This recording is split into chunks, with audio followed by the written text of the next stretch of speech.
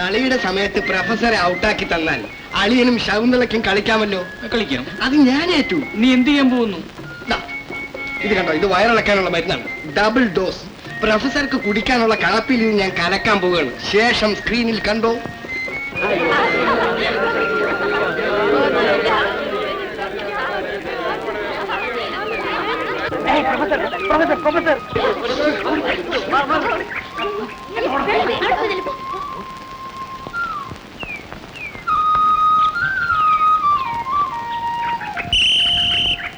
Are you all ready?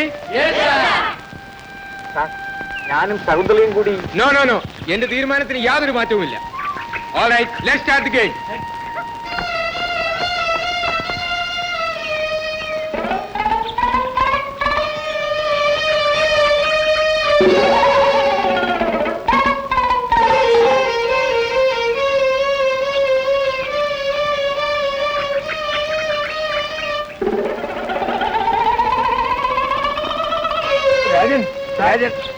വിസിലെടുത്തോളൂ sir. ഞാൻ കൂടി ഒന്ന് കളിച്ചോട്ടെ സാർ. എന്ത് വേണമെന്ന് ചെയ്യ, ഞാൻ വരുന്നു. കൊടാളിയാകായി അളിയ, സംഗതി പറ്റിപ്പോയി. പ്രൊഫസറുടെ ഓട്ടം കണ്ടില്ലേ? പക്ഷേ ഉദ്ദിഷ്ട സ്ഥാനത്ത് എത്തുന്നതിന് മുമ്പ് ആക്സിഡന്റ് സംഭവിച്ചു. പറയാൻ പറ്റില്ല. ഗ്രൂപ്പ് ലക്ഷനെ കുറിച്ചിരിക്കുന്നത്.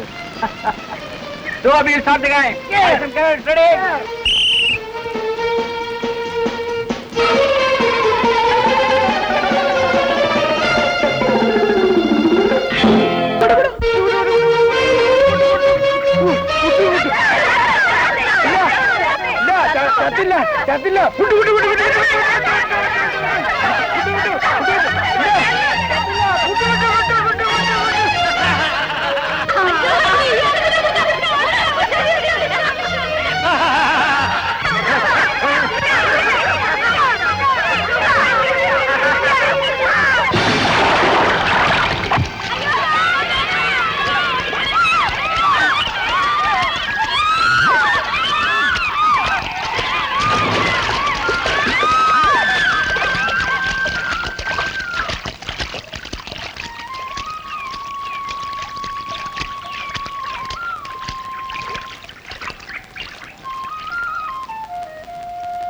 കുഴപ്പമൊന്നുമില്ലല്ലോ.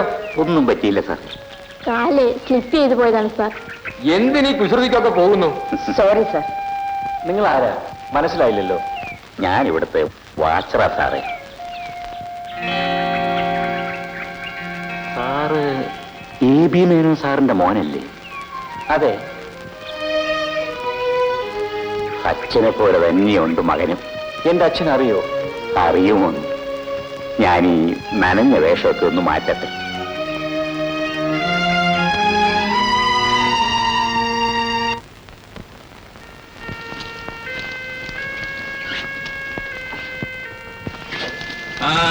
അത്താഴത്തിലുള്ള ഒരുക്കങ്ങളായിരിക്കും. ഇന്ന് ഡാമിൽ നിന്നൊരു വലിയ മീൻ കിട്ടി. അതങ്ങ് പൊരിക്കാമെന്ന് വിചാരിച്ചു. അല്പം കഴിക്കുന്നോ? ഓഹോ, അതിനെന്താ? അച്ഛനെ അറിയാമെന്ന് പറഞ്ഞല്ലോ. അച്ഛൻ്റെ കൂടെ ജോലി ചെയ്തിട്ടുണ്ടോ? പറയാം. മീൻ കഴിച്ചു. മീന് എനിക്ക് വലിയ ഇഷ്ടമാണ്. ആ, കുഞ്ഞിന്റെ അച്ഛനും മീൻ വലിയ ഇഷ്ടമായിരുന്നു. അച്ഛൻ മീൻ തൊഴുകയില്ലല്ലോ. പ്യൂർ വെജിറ്റേറിയൻ ആണ്. ഓഹോ, അപ്പോ മേനോൻ സാറ് ആ കഥകളൊന്നും കുഞ്ഞിനോട് പറഞ്ഞിട്ടില്ല അല്ലേ? ഏത് കഥകൾ? ക്ഷമിക്കണം കുഞ്ഞി, മേനോൻ സാറ് കുഞ്ഞിന്റെ വളർത്തച്ഛനാണ്. നിങ്ങൾ എന്തൊക്കെയാണ് ഈ പറയുന്നത്? ശങ്കരപ്പിള്ള പറയുന്നത് ഒരു കടങ്കഥ പോലെ കുഞ്ഞിന് തോന്നിയേക്കാം. പക്ഷേ ഞാൻ പറയുന്നത് സത്യമാണ്. പറയൂ ശങ്കരപ്പിള്ളേ, എനിക്കിത് കേൾക്കാൻ തിടുക്കമായി. 28 വർഷങ്ങൾക്ക് മുമ്പ് ഇവിടെ ഒരു അണക്കെട്ട് നിർമ്മിക്കാനുള്ള സ്ഥലമുണ്ടെന്ന് വനം വകുപ്പിൽ നിന്ന് ഗവൺമെന്റിനെ അറിയിച്ചു. ആ സ്ഥലം ആദ്യമായി കൺസർവേറ്ററെ കാണിച്ചു കൊടുത്തത് പുലിക്കണ്ണൻ എന്നു പേരുള്ള ഒരു കാട്ടിയാദിക്കാരനായിരുന്നു. സ്ഥലം സന്ദർശിച്ച് സർവേ നടത്താൻ എഞ്ചിനീയറിംഗ് വകുപ്പ് ഒരു സംഘത്തെ നിയോഗിച്ചു. രവി സാറ് എന്നൊരു എഞ്ചിനീയർ ആയിരുന്നു സംഘത്തിന്റെ തലവൻ. AB മേനോൻ സാറ് അദ്ദേഹത്തിന്റെ അസിസ്റ്റന്റ്. ഞാൻ അന്ന് ചെയിൻമാനാണ്. ഒരു പാചകക്കാരനും പാചകക്കാരി ഉൾപ്പെടെ ഞങ്ങൾ 7 പേരുണ്ടായിരുന്നു സംഘത്തിൽ. ഫോറസ്റ്റ് ഓഫീസറുടെ പ്രത്യേക നിർദ്ദേശപ്രകാരം കാട്ടിൽ നല്ല പരിചയമുള്ള 7 ഫോറസ്റ്റ് ഗാർഡന്മാരും ഞങ്ങളുടെ കൂടെ കൂടി. അങ്ങനെ മൊത്തം ഞങ്ങൾ 15 പേർ.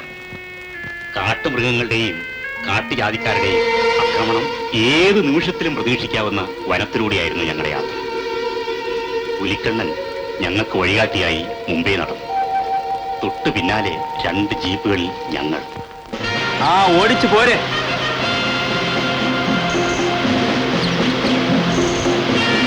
ആ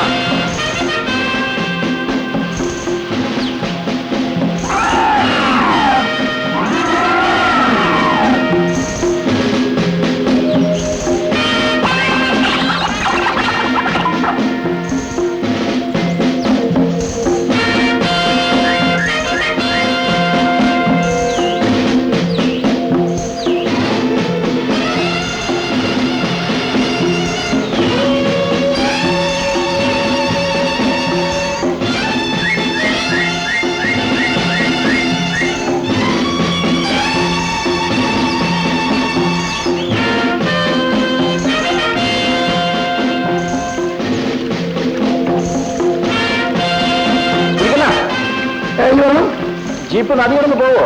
അപ്പുറത്ത് വെള്ളം കുറവാ, അതിലെ ഇറങ്ങി പോകാം. ശരി.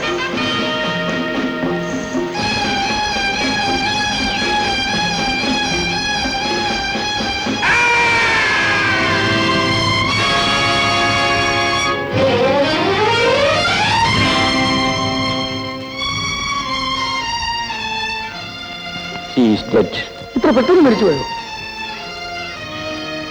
ഈ അമ്പിൽ ഉഗ്രമായ വിഷം പുരട്ടിയിട്ടുണ്ട്.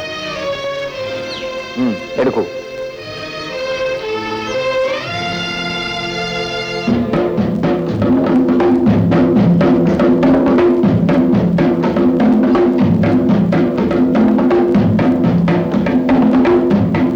എന്തായി ചുടലമുത്തോ? ജയിച്ചു മൂപ്പ. പുലിക്കണ്ണനെ കൊന്നു മൂപ്പ. മലദൈവങ്ങളുടെ ദയ കൊണ്ട് എന്റെ അമ്പ അവന്റെ ചങ്കിൽ തന്നെ കൊണ്ട്. കൂട്ടരെ, നാട്ടിൽ നിന്ന് വരണവർക്ക് കാട്ടിലേക്കുള്ള വഴി കാട്ടിക്കൊടുത്ത് നമ്മളെ ചതിക്കാൻ തുടങ്ങിയ പുലിക്കണ്ണനെ ചുടലമുത്തു കൊന്നിരിക്കുന്നേ.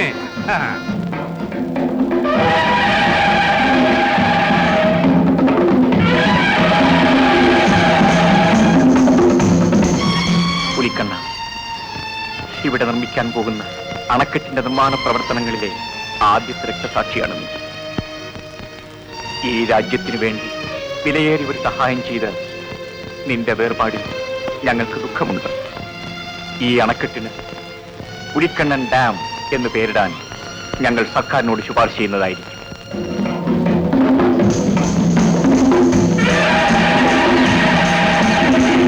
നമുക്ക് ആ കാട്ടുജാതിക്കാരുടെ സങ്കരമുറൊന്ന് പോയിട്ട് വരാം. അയ്യോ സാർ, അത് അപകടമാണ്. അങ്ങനെയൊക്കെ ഭയപ്പെട്ടാൽ ഇവിടെ താമസിച്ചുകൊണ്ട് സർവേ ചെയ്യാൻ സാധ്യമല്ല. മിസ്റ്റർ മേനോനും 1-2 പേരും ആ ജീപ്പിന്റെ അടുത്ത് കാവൽ നിൽക്കും. മറ്റുള്ളവരുടെ കൂടെ വരും.